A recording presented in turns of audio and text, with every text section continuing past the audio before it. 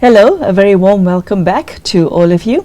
Sister Denise and I have been spending the last few episodes covering chapter 4 quite extensively, and we now find ourselves at the end of chapter 4 where we're summing up what the message that Sri Krishna gives to Arjuna is, that is contained within the context of chapter 4. Sister Denise, very warm welcome.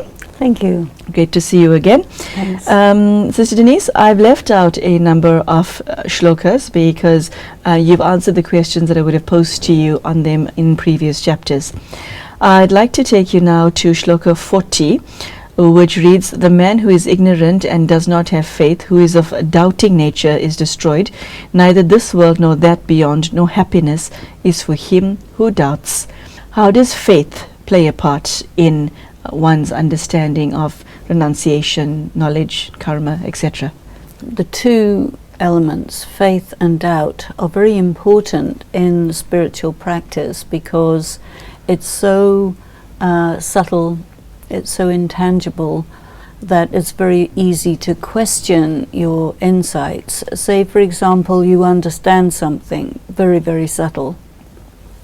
The problem is you can't hold it because your consciousness slips back down to the ordinary level. And when that happens, then it's very easy for doubt to come in.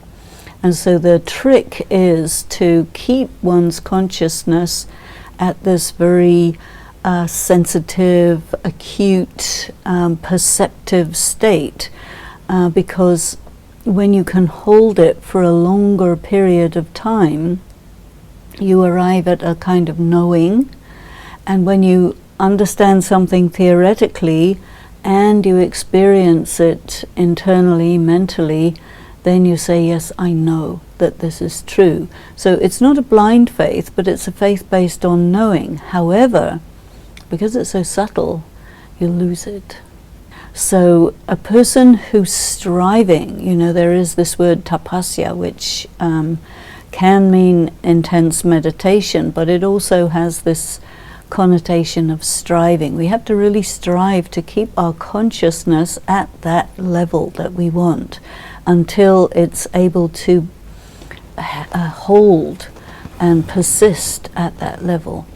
So if the yoga level goes down, or if the karma becomes ordinary or negative, then that will conspire to bring your level of consciousness down, and then you can doubt. Doubt also occurs under the influence of other people's opinion or circumstances which don't seem to validate what your subtle understanding has shown you. So, doubt is actually a big issue. And if you look at the world today, one of the main things that you find in people is low self-esteem, which corresponds to self-doubt. Because a person, and you've seen in some of the shlokas earlier, you have to really be focused on yourself and really honor yourself and realize how special you are, and at the same time be humble, at the same time always keep yourself under God, not over God, and then move forward in that enlightened stage. As I hear you speak, you specifically focus on keeping your consciousness high. How on earth do you pull that off in a world that conspires at every second to bring your consciousness down to not just where you are, but even lower? Well, I think it's all to do with resistance, resilience. An analogy that may serve is the person who goes to the gym to develop muscles. You go there, you work on the machines, you develop specific muscles, and if you don't keep it up, they kind of get underdeveloped again. So I think it's very much to do with the practice. You have to keep it up. This is why there is the question of discipline. We're not just studying, we're also really making it part of life. And a spiritual practice is done in circumstances of adversity, and you just have to get used to that because that's the nature of the game. Anything that you wish to achieve excellence in. There'll always be obstacles, resistance, this kind of drag that drags you back. And by resisting that resistance, you actually increase your personal strength. The next verse reads, action does not bind him who has renounced action through yoga, whose doubt is cut away by knowledge, and who's possessed of the self. Now, whilst that is very poetic, it still needs to be read more than once to be understood, does it not? I remember as part of my own practice, the question of coming into your power and staying in your power seemed to me to be very much aligned with what this shloka is talking about. You see, when you are really connected with yourself and you're not trying to connect with yourself, or you're not in opposition to yourself, you're really in your power. And then when you're in your power and you go into action or into any kind of battle of any type, you're going in there really powerful. And I think a very important part of yoga is to come into your power, stay in your power, be in your power, and then you're pretty much invincible. But the trick is to get there, and then another trick is to stay there. Therefore, having cut away with your own sword of knowledge this doubt that proceeds from ignorance and abides in your heart, resort to yoga, stand up, Arjuna.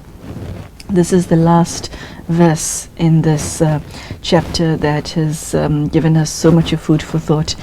This is still Sri Krishna giving encouragement, giving advice to his friend and saying, this is what you need to do.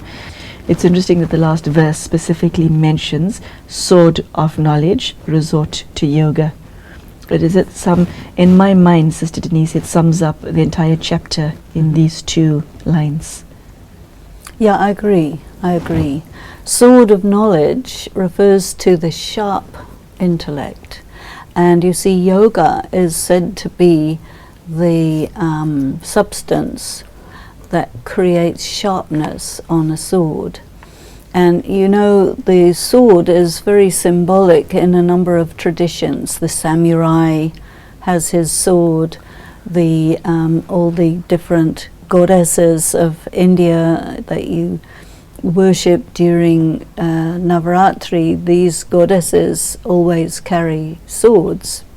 The sword is the ability to distinguish between one idea and another idea, to cut the differentiating line between what's right and what's not right, what's true and what's not true.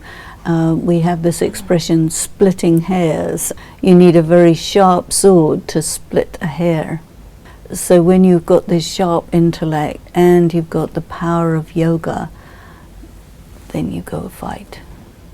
Because you're equipped. Sister Denise, I would now like to go through the entire chapter 4 so that we could summarize for our viewers the essence of what the lessons are in this chapter. 41 comes up again, verse 41 comes up again in my mind because it's fresh in our memory. The feeling that I get is that every line of this book, Sri Krishna is encouraging Arjuna, and he's not admonishing him, nor is he screaming at him, nor is he punishing him, but he's holding out his hand and says, this is what you need to do. Put your hand in mine and take what I'm giving you. It's very kind in that sense. Is this what Arjuna needs? And I ask this question, Sister Denise, because I'm thinking of humanity at this point. Is this what humanity needs to see and experience from God, the side of God? The mental state of Arjuna in the face of being told you have to kill your relatives, he is still operating on the basis of compassion.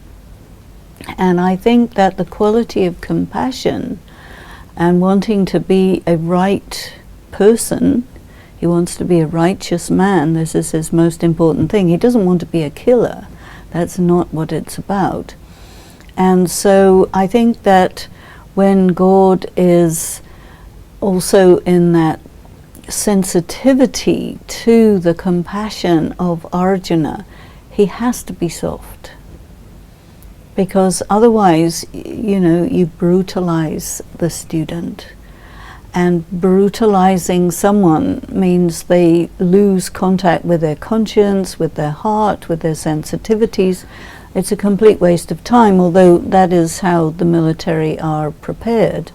But this is not that war only. It's a very, very subtle inner war where you have to be really strong, but you don't have to be brutish. So it's not just what Sri Krishna is saying to Arjuna, it is how he's saying it that matters. Both, definitely. So Denise, the aim of the lessons contained in chapter 4 is to teach Arjuna and the reader to achieve what? Is it nirvana? Is it something more than that? Part of what Arjuna has to be is an archer whose arrow reaches the mark, and it's a very, very fine-tuned thing. And here you have a lot of contrasts, a lot of paradoxes that are being spoken about. Knowledge, yoga, you have to act but not act. So you're really having to conduct yourself on this razor's edge between too much and too little. It has to be so right that it's almost something else, And one of the things that is different between Raj Yoga, spiritual practice, and conventional morality is that conventional morality says, okay, well, you can err on the side of this side or that side. It's okay. In Raj Yoga, you can't err on any side, because erring would be erring. It would be wrong.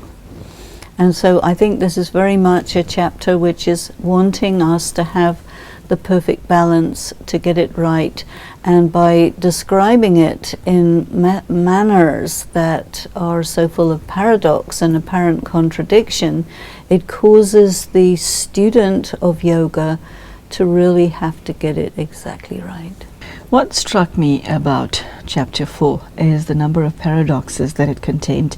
I'm specifically drawn to shloka 22, which reads, "Content with whatever comes to him, transcending the dualities." That is the phrase that struck me, transcending the dualities. In other words, pleasure, pain, etc., free from envy, constant in mind, whether in success or in failure. Even though he acts, he is not bound. How do you understand this, Sister Denise? And specifically, how do you define transcending the dualities? It is often said that the practice involves reaching a state of equanimity.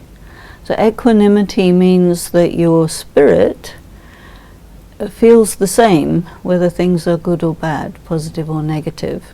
There's equilibrium, which is that you're balanced in the face of the pairs of opposites. So the purpose of the pairs of opposites is to bring you into this fluctuation. And the symbol of the stable soul is a candle that's not moving. The slightest breath of air makes the candle flicker. And in the human consciousness, the slightest wavering of emotion causes the spirit to not be concentrated. So concentration means you're stable, steady, the flame is not moving, and you're connected with the Supreme Light. It's a very, very fine tuning. If your angle is not right, or if you're moving, you can't do it. So it's really about getting it right. Sister Denise, what then does God expect Arjuna to do with his dark side? Your dark side has to be managed. I think also one has to be fully accepting and fully neutral about it. You have a differentiation between conventional morality and pure spirituality. See, pure spirituality says you have to be steady. Conventional morality says you have to be good. It's different. Being good means don't be bad. Anytime you say don't to the mind, it'll do it. Because the mind doesn't know the difference between do or don't. There are very few people who know that. Well, here we are, now we know. Okay, you got that? Yes. Say that again, Sister Denise. Well, I'll give you a little example. If you ask a person, think about a green apple, up pops a green apple. Tell a person, don't think about a green apple, up pops a green apple. There's no difference. The mind doesn't differentiate between yes or no, do it or don't do it. The intellect does that. Yeah, by the same token, the mind cannot differentiate between imagination and reality, can it? Well, the intellect has to do that. So the intellect is very important, but the intellect can't experience anything. And the mind, you see. So, you know, with the intellect, you create the structure, you create the direction, you make the road, and the mind travels the road. Okay, Sister Denise, there are millions of people watching you right now all across the globe who are deeply interested in that which is contained in the scripture, who have nothing but respect for it, who want to be what is contained in here. But the lifestyle that is prescribed in this book is of such a nature. Can one lead a normal life and do what is said here? Can you marry, have children, be ambitious, study, become a professional, acquire the house of your dreams, the car of your dreams, live the life of your dreams, and do what is said here? Or do you have to leave the world and live a life that's totally dedicated to this? I think what you have to do is ask yourself this question, what do you want? Because if you have a house of your dreams, then you're going to have yoga with a house. That is true. So if you want this, then there's a price tag. And the price is, you know, basically you can't have your cake and eat it. So you are in a situation, whatever your situation is. You may be married, you may be in a professionally very demanding situation, you may be very successful, all sorts of things. This is your circumstances. It doesn't really matter what your circumstances are, good, bad, or indifferent. In any circumstance, you decide to develop yourself spiritually and embark upon the path of Raj Yoga.